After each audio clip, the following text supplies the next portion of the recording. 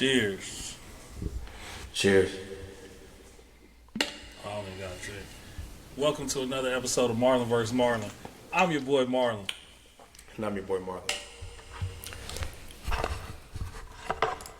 Join us as two childhood friends go back and forth, argue, fight, debate, and sometimes maybe even agree on everything from sports to pop culture to everything in between. All right, today's episode we got a lot to get into, man. I mean, NFL draft stuff. We got the NBA race, of course. What happens in the NCAA tournament? Which, by the way, how are we doing in our bracket? How are you doing in the bracket? Hey man, shout out to my Relly Dre. Shout out to the homie Ronald Rhea. I hope one of them can upset you, because I know you just pick blindly and you just pick by colors. I watch. What you told me, right? Well, I watch way more about college basketball than you do, men and women's. That's just what I do. Well, yeah, you gotta. Sometimes you gotta go for the ops, but sometimes you know what you gotta do. They're clearly the best team. I don't know if anybody can beat them. I hear an echo on your end. We're talking about men's or women's? I don't know where that's. Men's, I don't know where the echo's coming from you, but I hear the echo. Men's, we're going to get into it in a second. We'll get into men and women's and all that in a second. No, I'm not. Truth, I'm turned down a little bit. But so the news broke about Keenan Allen, and we haven't recorded since that happened. Man, that was tough. Yeah, I tried to tell you guys. It was tough to take. Did I think anything like that would ever happen? No, I thought he was the one that was safe. He was owed $23 million this year, and obviously we had different plans. As Marlon, as what you love to say, we're gonna run the ball. You would think that they would at least keep his favorite target at least on the team. So, So now I think that actually had more to do with Keenan than it did with anybody else. Like, they wanted him to take a pay cut, and why would I take a pay cut coming off the best year of my career and knowing, like, bro, it's a hardball. He's not going to put up them numbers again. No receiver in a hardball system is going to have numbers like that. So, with that being said, I'm not taking less money because where am I going to get it back? Now, if I don't perform the same way, you know what I'm saying? Like, what's going to happen to me? Yeah, do I sound better? Yes, a lot better. Oh, okay. My echo was on. Man, these mics, man, they be having all these little features and everything. Appreciate Big Ant in the chat for telling me I sound like I'm in a big mansion. I just told you that. But you are in a big mansion by yourself. That's part of the reason. My family upstairs, man. My family upstairs. There. Yeah. Dang, I wish we could start over, but we here now. But yeah, so I don't know. But anyways, I'm definitely happy for him. It's probably just going to be a 1-year deal for him. I can't see him staying with the Bears any longer than that. Depending on what he's probably going to request for. Hopefully, we can maybe have a reunion back. He definitely will retire a Charger, whether it's coming back for a year or two or doing a 10-day contract and just doing that and retiring. But as far as with us, with what's next, and we'll get into the Cowboys in a second, but I don't know what we're going to do. We got to figure out, okay, obviously we know the top 3 picks, they're going to be quarterbacks. So whether it's Caleb, Jalen, Jaden Daniels, Drake May, J.J. McCarthy, if somebody wants to jump up and get him, Penix, but you got to worry about the injuries. Bo Nix is in the conversation, so we'll see what happens with those 3 picks. The Cardinals is the one. That's the only one that it's a wild card because they have Kyler. They need depth, yes, but are they willing to trade that pick to get depth, or are they just going to go ahead and get Harrison Jr., even Neighbors, somebody like that? So depending on what they do, it's going to be a domino effect to what we'll do. Me personally, I would want to trade down, even though I think Neighbors is who I would want. But we need depth at this point. We have pretty much 3 number 3 receivers on our team. We have no solid number 1, no solid number 2. We need a tight end. We need corners bad. O-lineman. We need everything. So if we could trade that pick. We got the 4th for Keenan, so hopefully we could find a sleeper in the draft. But we need a lot. And, of course, we'll probably get a running back, too, as well with The guy that played for Michigan, I forget his name. That runner, we may get him in the second or third. Corum, I think his name is, or something like that. So we'll probably get him, but it all depends on what the Cardinals do, and it's gonna be an interesting draft. I'll tell you that. Yeah, I mean, I've never been a big draft guy. I know that's your thing. I don't really. Yeah. They're going to pick who they're going to pick. I don't get a say. Y'all going to go get a running back. That's who y'all going to pick. Maybe fourth. You know, it worked out for the Cowboys when they took Zeke for a couple years at least.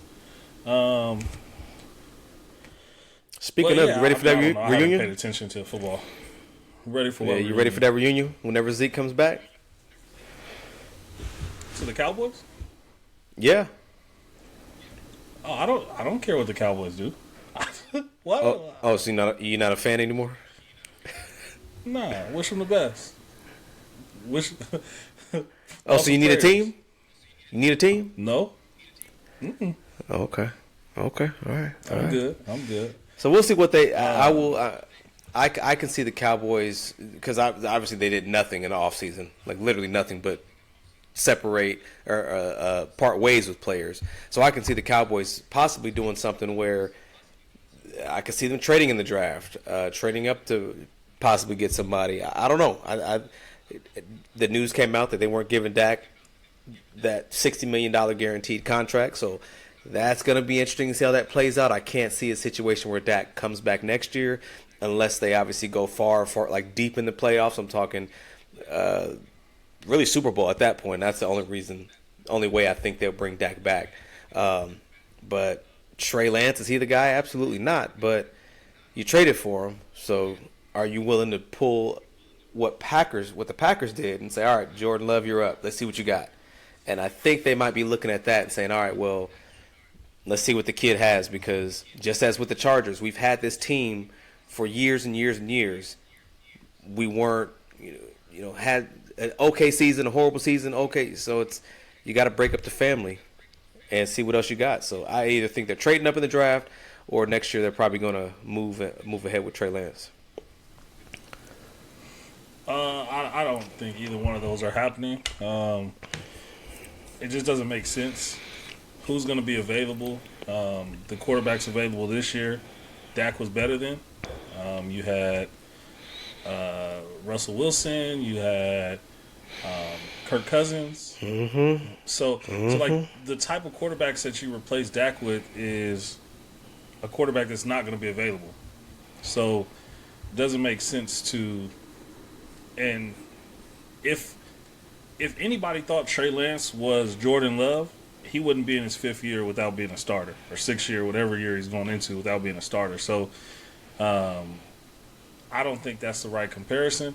And do I not think, unless you're just not trying to spend any money at that position, is that the route to go? And I think the Cowboys like being mediocre. They like making the playoffs, and whatever happens from there happens. But I don't think you take a significant downgrade at the most important position in football to save money that you're going to pay anyway. I mean, that's the position where you pay people. So, I don't know. I don't think they'll get rid of Dak unless Dak gets hurt in this last year of his contract. And I mean, if you're Dak, where do you want to go? Like, what's a better fit for you? Is there a team out there where you're like, ooh, yeah, I want to go to Seattle, or I want to go to, you know what I'm saying? Like, I don't think there's a mutual benefit anywhere for the Cowboys with a new quarterback or Dak with a new team. Unless you, like Pittsburgh maybe, but they just picked up Russell Wilson. And I only say that because they got a good running back, a good defense, a good receiver. And it's not too many teams that look like that. The Jets, another one, but Aaron Rodgers is coming back. So, I don't know. I think what I would have liked for them to do, that I've been saying for the last 3 years, is go get another receiver to complement CeeDee Lamb, and get a running back that can run the ball 2 to 3 downs. And you just let go of Gallup, which I wouldn't mind. I mean, I'm desperate right now, so I wouldn't mind Gallup. He's not a horrible receiver. He just, he is. You always just had a number one. For the past 4 years. Gallup? He's bad. Gallup is bad. I'm desperate. Gallup is I'll bad. take him. I'll take him. That's who, and what made it worse for us is that's who we try to replace Amari Cooper with. Yeah. And it just and it made it glaring how not good he was. Uh-oh. Okay, you back. Okay. All right. So, yes, we'll see the drafts later on this month, so we'll see what both of, I guess, my team and what the Cowboys do because Marlon doesn't like the Cowboys no more. So let's get into the not the WNBA, but the women's championship. By far, I text you before the game started.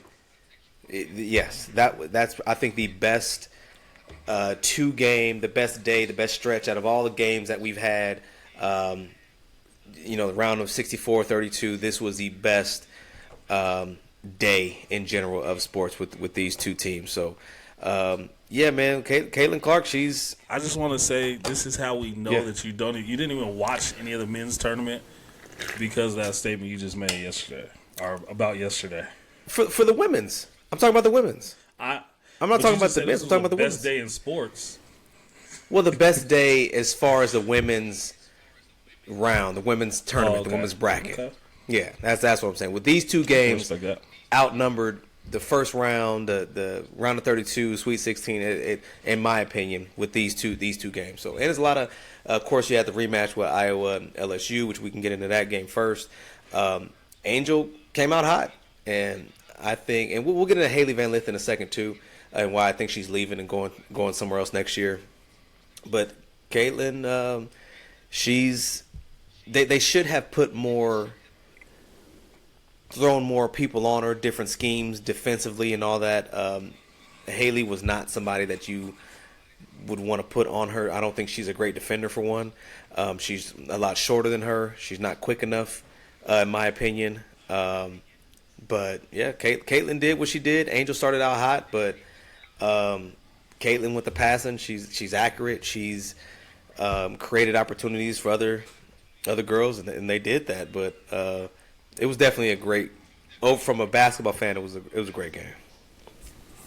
Absolutely, and in Haley Van Lith's defense, nobody on LSU was guarding her any better, or they would have put them on there. I think the girl's name is Poa. She did a decent job, but Poa, yeah. I mean, if you guard her for 40 minutes and she wants to score 40, she's going to. Yeah. I personally, I would have put Flage on her. It would have taken away what she would have done defensively, but on the offensive side, that's where you wouldn't have had as much on the offensive side from her because she's running after Caitlin.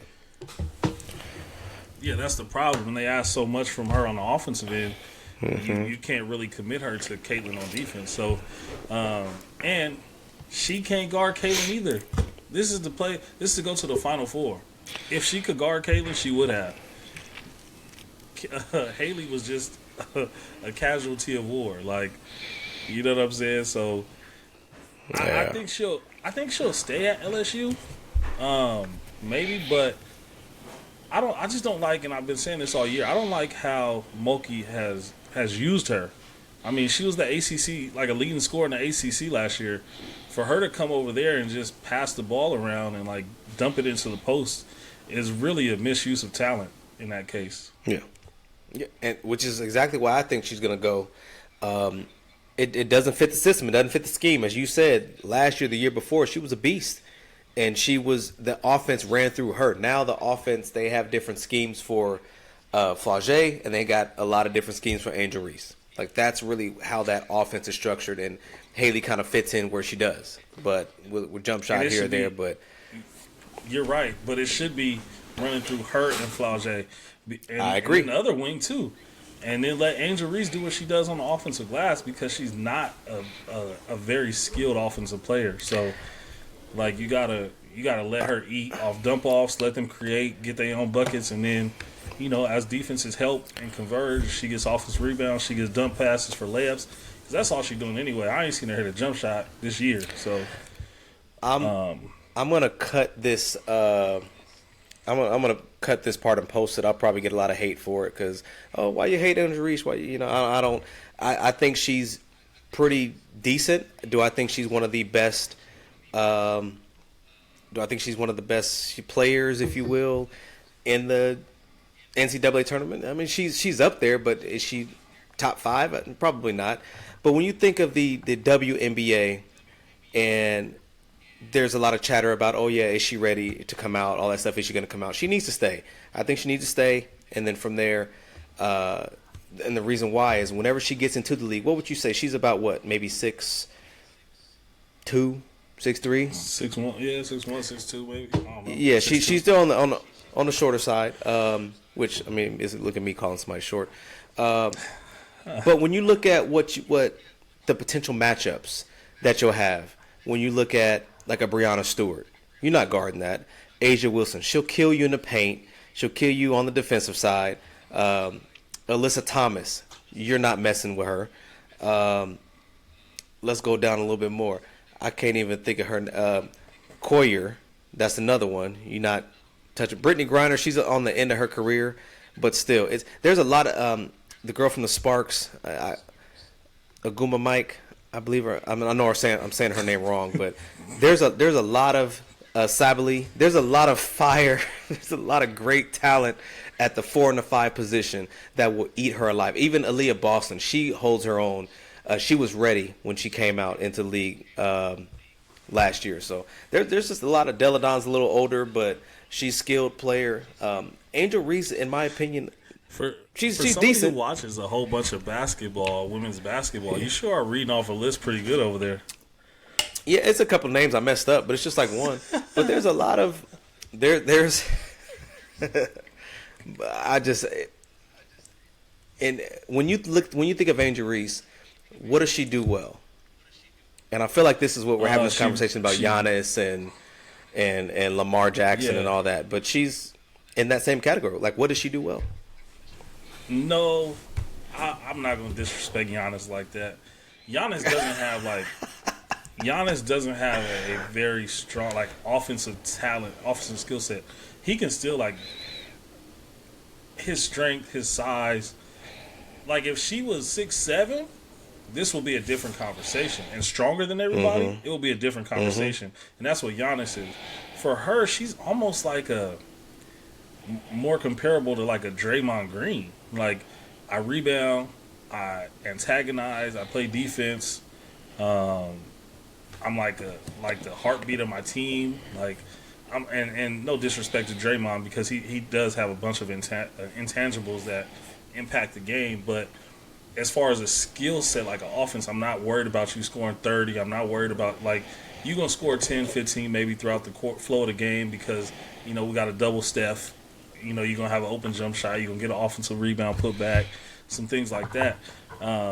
But and I agree with you that she's not ready for the league. But I also think it's smarter to stay in college right now anyway. For everybody except for maybe a Caitlin. And Caitlin will make more money in college too. But I just don't think that the WNBA is built for her. I think she'll draft high because she's going to sell tickets, she's going to put people in the seats, and she's going to get eyes, and that's what the WNBA needs. So I do think Angel Reese will draft high, top 5, top 10. I just don't think it'll translate. And mind you, the WNBA, first round draft picks often don't make teams. I'm not saying that's the case with her, but there has been people in the past who haven't made the team and been drafted in the first round. So it's not just a walk in the park to even make a team in the WNBA. It's a lot different than what we see in our league or in the NBA.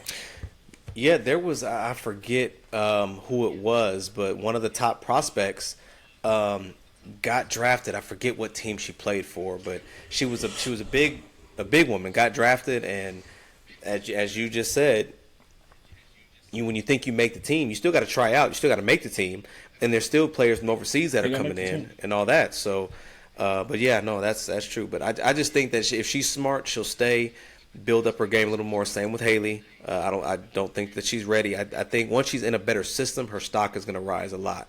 But by her being in this LSU system, you call me crazy if you want, but I think her stock dropped in the draft.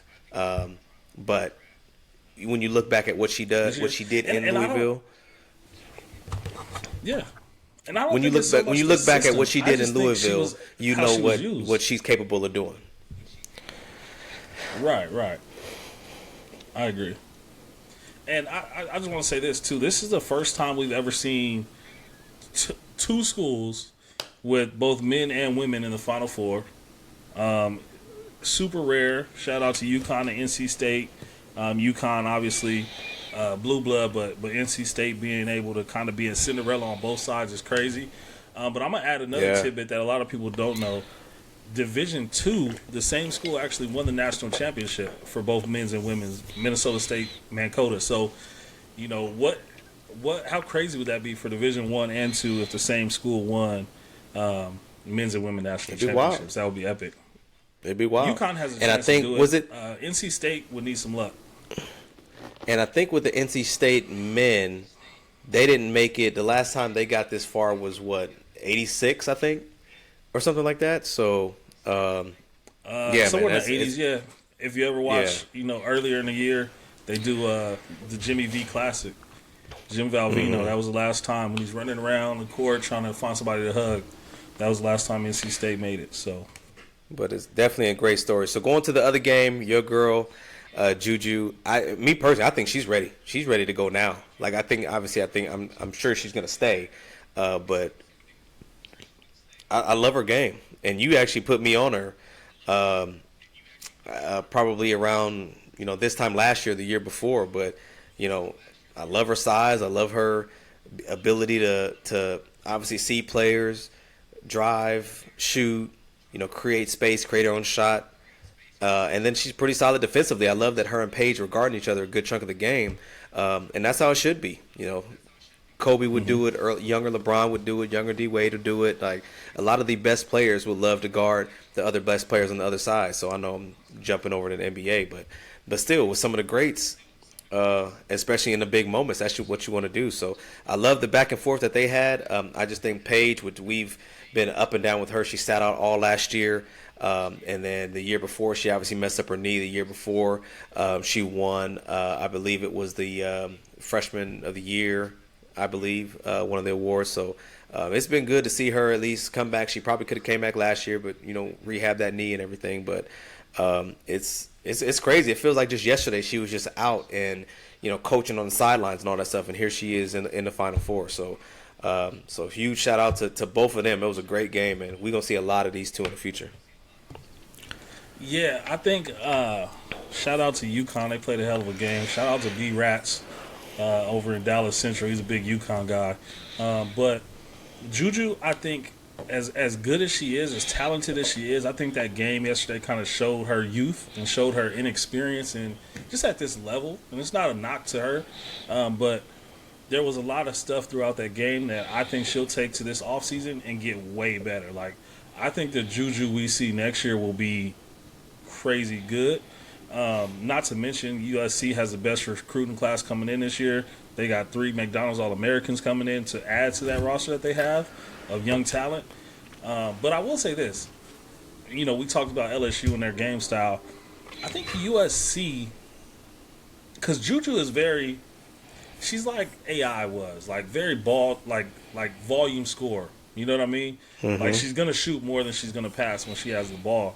But it almost seemed like those other guards, when they got the ball, like the other kind of taller guard, bigger guard, whenever like they had opportunities, they were almost like forcing it, like taking early shots because it's almost like they were competing with Juju. You know what I'm saying? Like if she gets this, she's going to shoot it, so I got to get me a shot. Or she done took 2 shots, let me get one up. Like, and instead of trying to just find a rhythm in the flow of the game and let baskets come to you, you could tell that they were just young. You know what I mean? But that'll be interesting to see them come back next year. It's funny, Gino Ariema said he told her to go to the league after the game, which I thought was ironic because you got Paige, and I'm sure you're not telling Paige to go to the league. So, so unless he's about to retire, that was just some competitive banter. But he's not doing that. And shout out to Ice. I think Ice Brady's her last name. Kid from San Diego. She battled some injury over the last year and a half from UConn. She grew up in Emerald Hills across the street from my pop. So shout out to her. She got some action, made some big shots last night. But hell of a game, man. Both of them. It was definitely fun to watch. I was glued in. Had me a strawberry Rita. You know what I'm saying? It was chilling. So yeah, shout out to both them games. Yes, facts. So, real quick, who wins, UConn or Iowa? I know you got Iowa winning it all, but who you like in this one? Yeah, Iowa wins. Iowa. Yeah. Yeah, I'm curious to see the defensive scheme that Gino Iowa throws at him. So I think if USC played the way Iowa does, they could have beat UConn. Like they get out of Caitlin Clark's way and let her dictate how this game is going to be played. You know what I'm saying? Like if she wants to shoot, she's going to shoot. If she doesn't want to shoot, or if she drives and gets somebody else open, so be it. But we're going to live and die and be okay with her decisions, and that's how you get 41 and 12 or whatever she had in that game yesterday. Yeah, facts. So, all right, we'll go ahead and the NBA standings. I know they're looking a little shaky for the Lakers, with them being 9 and the Warriors being 10. So, how you think it's playing out? You think Lakers? I mean, he's had some incredible games at 40 years old, damn near. So, I think he is 40 now. 39 or 40, one or two. So he's been having some great games, but you think we can at least hold in and make the play-in and at least we just need to make it first. But you think we can make it before we talk about making any noise in the playoffs? Well, if they're in that playing game and they got to go play against the Nuggets, I don't think it really matters if they make it or not, because that'll be a quick series. Another sweep. If their guard is healthy, if what's his name is healthy, the kid from Kentucky, can't think of his name right now, but Jamal Murray, yeah. I think the Warriors are a scary team to play in that playing game, just because Steph Curry can get hot, and and beat anybody. But I mean, I don't know. I haven't watched enough NBA yet. I'll watch it when the playoffs start, on last couple games of the year. But LeBron, I've been seeing his stuff, man. A lot of people argue whether he's the best player in NBA history or not, or best player period or not.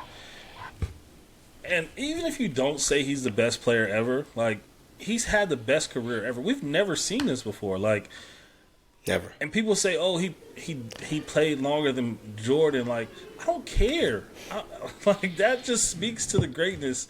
Sustained excellence is something that has to be accounted for, and the fact that he's been able to do it for that long, and more 40-point games than Jordan, more 30-point games, like, it's just a testament to a guy who came into the league and they said that he couldn't shoot, he wasn't a scorer, he passed too much, and now he's the all-time leading scorer. Yeah, like, top 5 in the assist list. It's crazy, and he's shooting better than Steph Curry from 3 at 40. It's ridiculous, wild, bro. You can obviously see it from both ways. If we were on a debate show and you had to say why Jordan was better, you can obviously come up with some stuff. Well, yes, but you can have an argument as to why Jordan will be better. At least you can have the case, and a lot of people will go back to the finals, 6 for 6, 6 MVPs. He's the clutch. He's this. He's that. You have that, but if you want to look at the statistics, other than the finals, and other than never losing in the never losing in the first round. When you go back and look at LeBron, when you look at points, when you look at assists, you look at rebounds, you look at everything. And then, as you said first, longevity. That, like, we've never seen anything like this. We've seen some players. He's the oldest player in the league and still playing at this level. That's how crazy that, like, when you think oldest player in the league, you may think of Udonis Haslem. You may think of some of these older guys that's, barely getting any playing time, that come in, that they're like the role player guys, not role player, but like the mentor guys that are on these teams. You don't think of a guy that's 40 years old that's still giving dudes, 40 years old and giving dudes half his age buckets like that. Like, it's wild. So you could have your argument for Jordan, and I get it, and you could have your argument for LeBron. We're not about to go dive in about who's better, but as you said, when you look at what he's done for 20 years, he's consistent. He's still putting up numbers. He's putting up numbers, just about up there with some of the top 3-4 players in the league right now, effortlessly. So, Bro, wild, man. he went to 9 or 10 straight finals. Like, that is unheard of. And Yeah. winning is a team stat. Let's be honest. The Bulls never played a team better than them. Like, in the 90s, there was not a team better than the Bulls. Let's just be honest.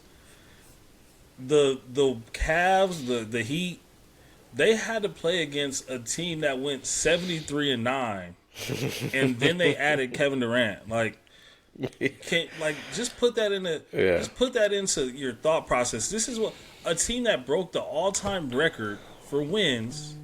LeBron beat damn near by himself. Kyrie wasn't Kyrie who he is now, but Kyrie was growing into Kyrie that we know. Right. But then they added Kevin Durant, who is arguably the most versatile scorer in NBA history. Like, somebody else that we've never seen before. A 7-foot guard. Yeah, come on, man. And this is just to beat him. Just to beat him. Yeah. So yeah. So yeah, Mike and the Bulls was cool, 6 for 6. I get it. A lot of game winners. A lot of people would argue, why are you 92 to 80, 89 against a team like the Cavaliers back then, where he hit that shot over, I think it was Mark Price or somebody. Like, why are you in these close games with these teams? You know what I'm saying? Why is the score 87 to 87 in the finals against the Utah Jazz if you're the best player in the world? Like, is Brian Russell really putting a stop to you? Like, there's a lot of stuff to be said about that. Like, LeBron lost the finals and led the finals in every single category. Like, these are the kind of things that you have to look at when you have these arguments, 6 for 6. He had the most points, the most rebounds, the most assists, the most blocks, and the most steals on any team, on either team, throughout the finals. I can't wait to have somebody on that is a Jordan head that will love to go back and forth with you. It'd be a great debate. Like I said, you can come up with on either side of it, but you can't ignore what he's doing now. The problem with that is, let me tell you the difference between somebody who you bring on as a Jordan head and me, right? You see behind me right here? I'm a Jordan head. I'm a Jordan head. I'm him. I'm the Jordan head. LeBron is just had a better career. If we don't want to say he's better, okay, cool, whatever. He's had a better career, dog. Like, it's ridiculous. It's ridiculous. And the people who will come on and argue, they don't like LeBron. That's the only thing. That's the only difference. Like, people didn't like Kobe or they don't like Kobe, and now they don't like LeBron. That's what the problem is with those arguments. Yeah. Oh, LeBron's soft. Oh, he not clutch. Like, those are personal attacks. We're talking about facts. I would always have my, earlier on, obviously before Kobe passed and all that, we would have our little debates about who's better and this and that. And statistically, Jordan was always better than Kobe. Kobe was never better than Jordan, but he was my favorite player. That's who I grew up on. That's me. I have my arguments of why I feel he's better. I mean, but when you break down statistics, that's one thing. But even still, LeBron passed him. I don't know, maybe after his, third title or something. I mean, LeBron pretty much passed him, especially when you looked at the trajectory that he was going as far as points, assists, final appearances, all that stuff. That stuff matters. So, but yeah, no, it's all opinions, and we all go back and forth, and we can look up stats, but also too we have our own bias about why, whether it's clutchness, finals MVPs, with scoring 81 points, doing whatever you did in the Garden. There's certain things, and sometimes, as you always say with the eye test, we've seen Jordan, we've seen Kobe, we've seen LeBron, and some old heads may want to talk about Larry Bird or this or that. We're not saying that they're the greatest of all time, but when you see them, you could say, I was there. I saw him, Jordan go for this. I saw him in the finals. I saw him dunk over, Ewing or whatever. Like, so it's just really kind of comes down to when you see these players and this person is better than this person because of what he's able to do in clutch moments and what he's able to do with a bunch of nobodies, a bunch of scrubs, and still make it to the finals. And so, Yeah, man. So it's all good debate. No, it's always good, always good. I just Yeah. like have you seen like Danny Ainge next to an NBA player today? Like he doesn't even look like he would have been able to play basketball against an NBA player. Mm-hmm. So like some of the stuff, like oh yeah, I watched Larry Bird play, and I'm like, yeah, but I saw who was guarding him, and he looked like he just got off work. Like, Got off Wall Street. yeah. No, not even Wall Street. Like, Yeah.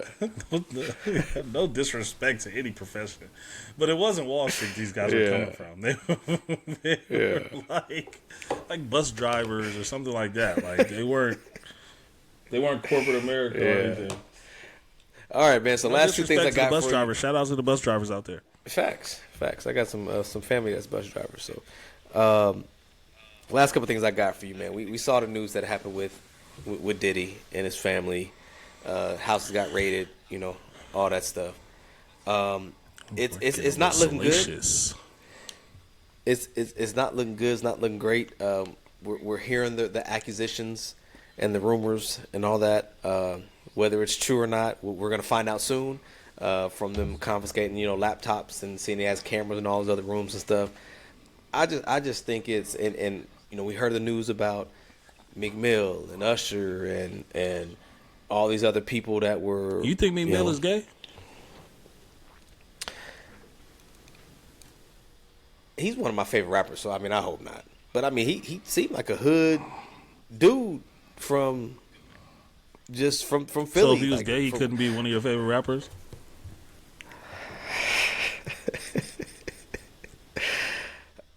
If it did come out asking. to where if something came out to where he was gay, I'd look at him a little differently, just because it's like your upbringing, your hood, your this, your that. Whatever I would just look at him a little different. He obviously I can't come out, and then he can't come out and say, "Oh yeah, well all that stuff is true. I was doing this or that. I was Diddy's bottom, whatever," and then still come out with the same type of music you come out with. My only problem with if Meek Mill was gay would be the fact that he was lying about it for so long. Like, you ain't gotta lie about it, bro. If you gay, you gay, whatever. But you can't like, and I'll be honest with you, like, from where we come from, you in middle school, high school, you run around, people saying you gay. I'm not saying they gonna kill you or nothing like that, but you gonna get jumped a good amount of times. Like I don't know. It's different now. But back from, and especially with in Philly, from where he's coming, like, no, not his upbringing. Nah. Yeah. No, I mean, Diddy's in trouble, man. He's doing a lot of selling off of stocks, selling off of ownerships, and all that good stuff. So all that, yeah, it sounds like he's in the crosshairs, and a lot of people are saying, he should have left him that big liquor company he was suing alone, because now they throwing the whole kitchen sink at you. Yeah, but I think he was like suing the parent company of Ciroc, which is a much bigger brand. And sometimes when you do stuff like that, they got to give you a little pow. Like, okay, are you sure you want to do this? Okay, we got you. We not gonna make a post on Instagram about you. We not gonna do nothing like that. We not gonna go on Twitter. We're gonna get you. We're gonna give Homeland Security a tip. You know what I'm saying? Like, so yeah, man. It's unfortunate for him. Thoughts and prayers with all the victims, if there were victims. We heard the news about Diddy for a while now. Yeah, and we heard the thing that really. How can I say this? I'm very interested, intrigued to know because we obviously know TD Jake's name was brought up. That's the number one person. Like, if I hear about Meek Mill, Diddy, some other people, okay, well, whatever, cool. But TD Jakes, that's one where I'm standing on eggshells, just like waiting to hear if all that's true. Like but you can't listen. Again, if he's gay, then what? I'm listening to this man preach. I'm listening to the word of God. I don't care what you do. it's people that need to be prosecuted in, some churches for what they've done to kids or what they're doing to underage people. Like, if he's gay, he's gay. You know how many people are gay in the church and they just didn't want to come out? Like, and I'm biased on TD Jakes. TD Jakes, I feel like, saved my life at a time when I was, in a bad place. And not necessarily him personally, but one of his sermons did. But again, I've always tried to separate the word from the person because I know everybody got flaws. And I think that's our biggest issue, right? Oh, this is Diddy. Oh, this is this person. Oh, this is Meek Mill. He's one of my favorite rappers. He's still a person. Like, am I saying that it's cool? Like R. Kelly. R. Kelly made all these hits. He's still a person. Is it cool what he did? Hell no. Keep him under the jail. Build him one of them rooms like he had for these girls under the jail. You know what I'm saying? Yeah. But for real, we got to be able to separate the two, like the entertainment and the actual person. Like and TD Jakes stance, like the preaching, like, does it change what he taught people because he was gay? If it was from the Bible, if it was real, like, you know what I'm saying? Like, I don't think that kind of stuff matters as much. Like I said, the Meek Mill stuff, unless he's out, and I don't know this to be true or not, if he's making sermons about homosexual people, that's kind of whack. Like, if you live in this behind the scenes, just like Meek Mill, like some of his raps and shit, like, you can't say that if you gay. Like, that's the kind of stuff that messes it up for me. It's not the fact that they're actually gay. Like, I don't care, dog. Just don't make no passes at me, Diddy. Like, if that's what you like to do, cool. I'm a man, bro. We can fight. Like, my booty is not to play with. So don't make no passes this way. I'm gonna edit that part out.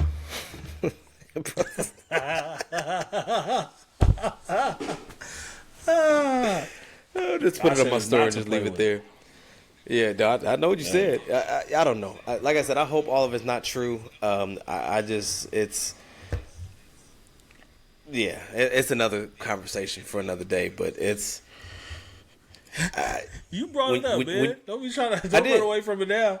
All I said was I just hope that I just hope that it's not true, at least on his side. But if you look, when he was trying to address it in front of the congregation, he was, shaking. He was nervous, and so, he said he ain't gonna address it. So that's fine. That's cool. I hope it stays like that. But you would just hate to hear somebody like that get involved with something huge and have some form of connection with something big like this. So.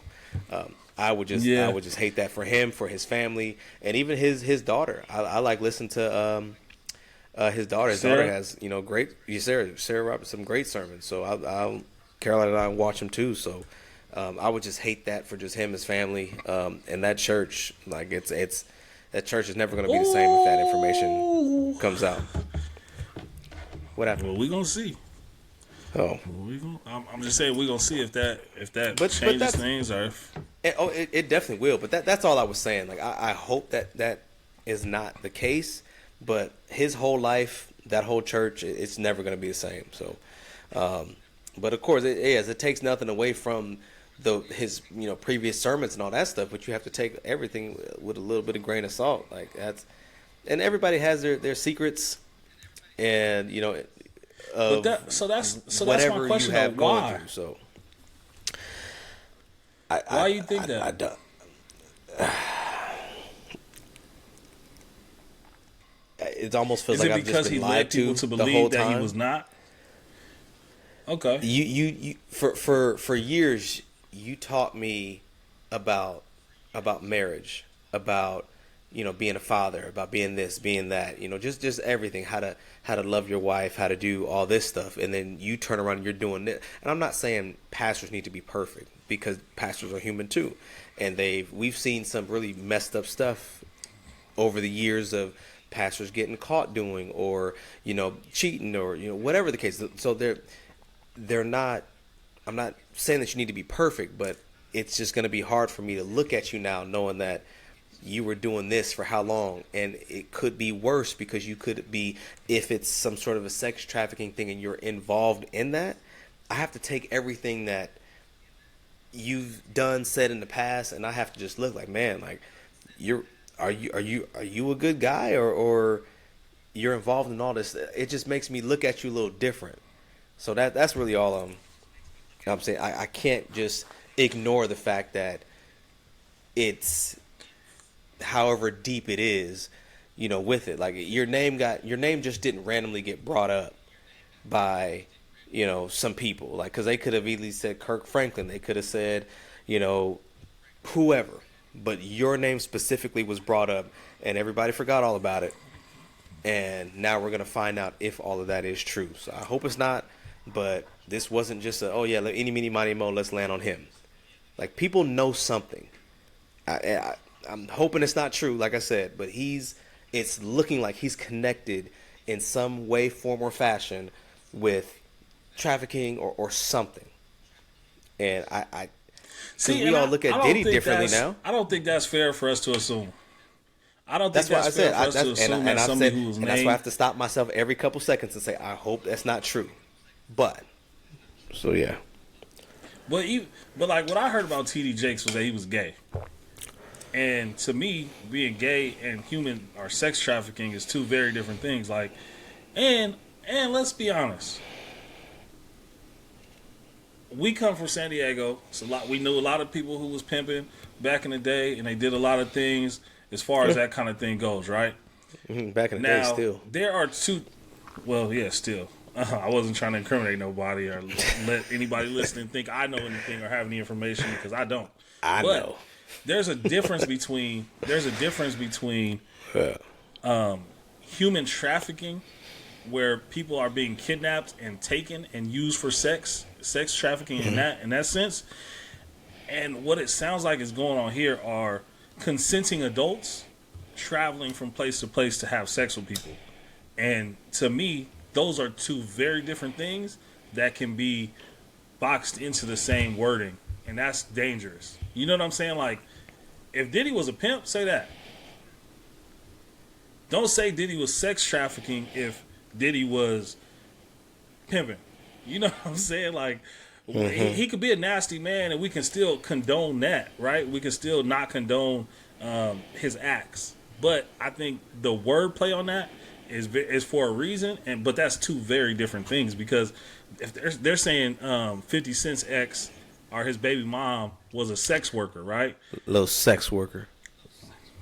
But and that's the joke. But if she's accepting money and she's going to do something willingly, that's a lot different than being coerced or being kidnapped and being trafficked for sex. Like, that's two very different things. He could still be nasty for it, but now we have a consenting adult who also has something to play, a role to play in that. And that's why I'm like, all right, let's keep T.D. Jakes over here. They said he was gay. I ain't heard nothing about him being involved in human trafficking or sex trafficking, whatever the case is. Yeah, I can't wait till it all plays out. I 100% agree. You know, I think it's I think it's more to me about the lies. But are you looking the same way if a pastor cheats on his wife with a woman? Because you said, you talking about marriage, you talked to me about this, you talking about being a good man. To me, and the teachings, no one sin is greater than the other, right? So Facts. Are we looking at a preacher who cheats on his wife the same way as a preacher who comes out of the closet? Because now we're kind of deciding which sin is worse or which one. You know what I'm saying? Like you said, no, we can't think pastors are perfect. Right. And I think a lot of the time, like Mike Todd from Transformation Church. Go ahead. Yeah. I think I put you on him. Maybe no, I've been not, listening to him for a while, but one of his things is like being transparent, and he was once addicted to pornography. You know what I'm saying? Yep. Like, talks about it all the time. Is that different from, this? Because you know what I'm saying? It's just a bunch of different things where we could look at people and take the opportunity to judge them or to ridicule them. But it's tough, man. It's tough. Yeah. So, especially when we're talking about people in those leadership roles. Say it again. I said, especially just talking about people in those leadership type roles. Yeah, because they have so much. I think we look at them and we sometimes think that they're perfect and they have their life, and they'll, as you said, when Michael Todd, my pastor says all the time, like, he says this almost every time. Like, I was jacked up. I'm still like jacked up. I'm working on getting better. Like, I don't. And he loves to talk about how a lot of people put these pastors, way up high, and they will. They have so much influence on their life, whether it's giving money or having focused on money with the church and just different things like that. So I think it's good to at least, as you said earlier, the word is more important than the person giving the word. And so yeah. But and you've been going to church your whole life, so you done been in there plenty of times. You like, damn, it feel like he talking to me. You know what I'm saying? This message feel like he's talking to me. Yeah, that's what it's about for me. Mm-hmm. I like the pastors who are closer to our age because they're able to kind of put it in a palatable form for me. Yeah, but I don't want to get that confused ever with this is a perfect person. And besides, Jesus was hanging out with the sinners. He was hanging out with the heathens. It wasn't no reason for him to be with perfect people. You know what I'm saying? And right. God knows I ain't perfect, so yeah, I just yeah. Whew, Yeah. it's a tough one. No Diddy though. No Diddy. Yes. But all right, we've been going for a minute. Last thing I got, I don't know what's about to happen with Rashard Rice on 75 out here in Dallas, crashing, running the scene, fleeing the scene, walking that we got the freeway with your people is wild. We got cameras, we have phones, we have everything everywhere, and it happened Saturday. I got the alert Sunday when I was in church that on 75 he walked away, 6-car pile up, and as you know, we in insurance, so if depending on the injuries, the dealing with the legal lawsuits, dealing with stuff from the city. He's not even talking about the Chiefs, which he was getting ready to get a bag. He was the most consistent receiver and I couldn't really, there's not really nobody that I can, in the past, because some people at work want to talk about it. They don't understand. They don't know who he is. They just know he's a football player for the Chiefs.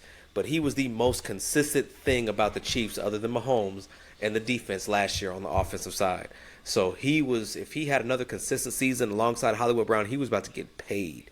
So now I don't know if they'll go Shout out as to far Isaiah as to Pacheco release him. too.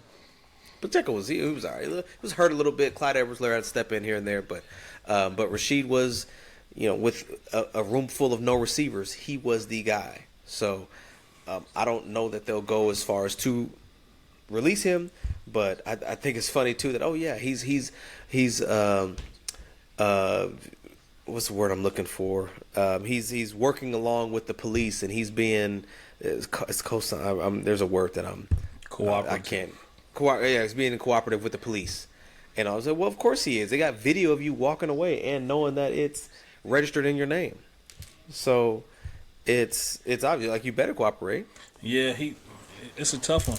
That's the craziest thing. That's the craziest thing I've seen on a freeway out here since rest in peace Mo3. Since Mo3 got gunned down in broad daylight on the freeway. Yeah, well, shoot. Like, they Henry was just Ruggs. walking down the highway, dog. Like, Yeah. well, I'm talking about like in Dallas. Yeah. Oh yeah. Like it's what, and Boosie, he got shot out here, and I don't know if he was driving or nothing like that, but yeah, it's crazy, man. Like some of the stuff that we see. He's lucky nobody died, because if somebody died, he's done. So he better be thanking God that it was people had whatever injuries that they had, but it could have very well been a wrap for him and his. Like, he's lucky that that's all it was 6-car pile up. So can I play devil's advocate? Sure. Would you rather have a hit and run or a DUI causing an accident? Am I me or am I him? You or him. Either one. Because if I'm him, I'll just take the DUI. I'm not saying it's because here's the thing. The only good thing about this situation for him is that if he was drunk, they'll never know. That's the only good thing about the situation for him. That's what I'm saying. Yeah, but it makes it worse That's because what I'm saying. The way he was driving, I'm gonna assume he was drunk. Yeah, or high or whatever. But that's the only good thing about it. But you escaped dealing with all of the legal stuff and the fine for the DUI, but now you have to deal with the fines for multiple hit and runs, people's injuries. The car was registered, like you rented the car out, so you have to, because it was a Corvette and I think it was a Lamborghini or something like that. So you got to deal with all the injuries to the car. So I don't know necessarily if your insurance would cover that or if you got to pay for that out of pocket. You know, because if I'm in the insurance company, I'm not covering that. Man, look, I can deny that claim. Why? Because you weren't driving the car. How could the insurance company deny the claim? Because you're you weren't saying driving if he the car. said he wasn't driving. No. If because it wasn't his car, he rented that car out. So if that's my car, and I let you drive it, and you crash it, you know, my insurance, depending on the damages and the severity of what it was, the insurance company can deny that claim. So it all depends on who it was and how bad it was. Because if they take liability for it, you're talking 5 other cars at that point, and not even exchanging insurance or whatever. I think the money is the least important part of it. Like, I don't think he's gonna have a problem covering damages, whatever that looks like. And like you said, the Chiefs might step in and help. Yeah, depending on what the police are saying, depending on how it's looking. Yeah, it might be somewhere they could say, "Look, you're gonna take a discount on your next contract." Facts. So, yeah, but other than that, man, you got anything else? Nah, man. To make this good old drive. Yeah, I gotta. This ain't looking good. You've been delayed all episode, so I don't know how this is gonna work. Yes, right now, if you messed up on my end. If you look uploaded, you only at 15%. So this, I don't know. I'm gonna figure all this stuff out and put it up on YouTube, but yeah, we'll make it work. But all right, man. Well, I'll. You got anything else? You good? Oh, all right. We'll catch y'all next week. Peace. We out.